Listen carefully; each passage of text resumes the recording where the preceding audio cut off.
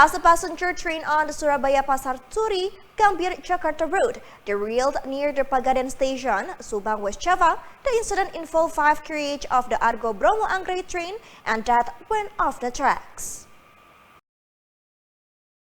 The derailment occurred close to the railway station, prompting an immediate response from PT Kereta Api Indonesia, or KAI. Railway workers were deployed to repair the damaged tracks, and no deaths or injured were reported. All passengers were evacuated to Pagaden station and transported by the buses and provided by the Subang regional government to continue their journey. Also, the derailed carriage have not yet been removed. Saya selaku Kapolres Subang tadi menerima berita pukul 16.45 waktu Indonesia Barat, ya ada kereta anjlok Argo Bromo tujuan dari Pasar Turi Surabaya menuju ke Gambir. Kurang lebih kejadian 16.45 WIB.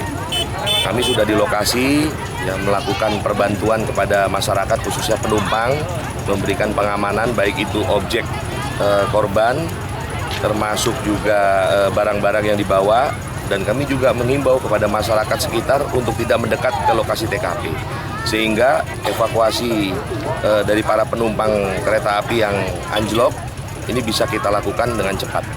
Dan sekarang kita juga sudah koordinasi dengan pihak PT KAI untuk menyiapkan bus sehingga para penumpang yang mengalami hambatan karena kereta anjlok bisa melanjutkan perjalanannya menuju ke tempat tujuannya khususnya di Jakarta.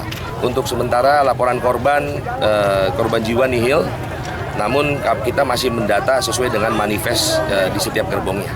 Seluruh penumpang sudah kita evakuasi, sudah keluar dari gerbong. The incident has caused severe disruption on Jakarta-Cirebon rail line in both directions. The cause of derailment is being investigated, and the local resident gathered at the site to observe the situation as officials continue recovery and restoration effort.